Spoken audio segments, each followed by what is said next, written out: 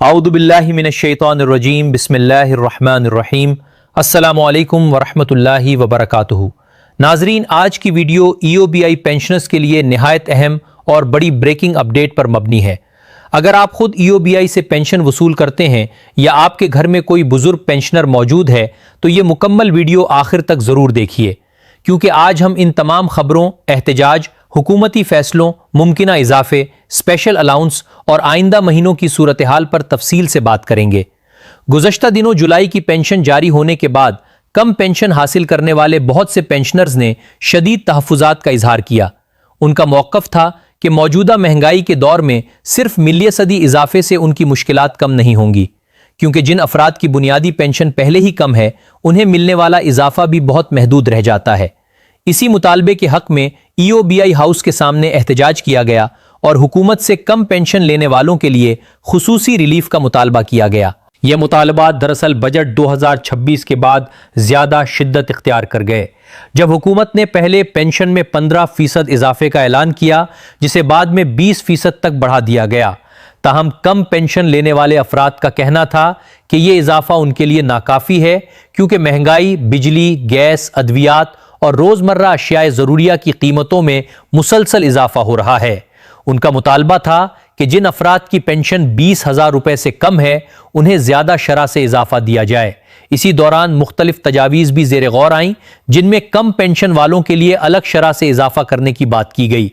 ताहम इन तजावीज़ पर अमल दरामद के दौरान तकनीकी मसाइल और डेटा से मुताल्लिक मुश्किलात सामने आने के बायस मुताल्लिका इंतजामी इक़दामात में तब्दीलियां की गईं, जिसके बाद पुराने तरीक़ाकार पर वापस आने की इत्तलात भी सामने आईं। बाद अज़ां ये खबरें गर्दिश करने लगें कि हुकूमत कम पेंशन हासिल करने वालों के लिए नई कैटेगरीज बनाने पर गौर कर रही है, जिनके तहत कम पेंशन वालों को निस्बतन ज़्यादा रिलीफ देने की तजवीज़ ज़ेर बहस है।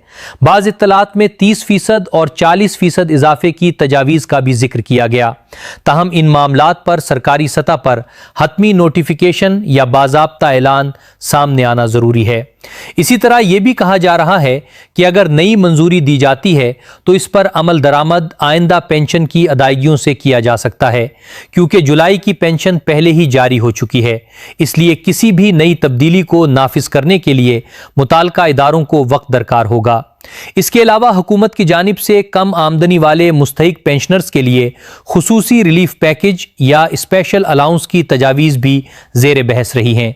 मुख्तलिफ रिपोर्ट्स के मुताबिक इस पैकेज में नकद इमदाद, राशन, तिब्बी सहूलत या दीगर फलाही इक़दामात शामिल किए जा सकते हैं।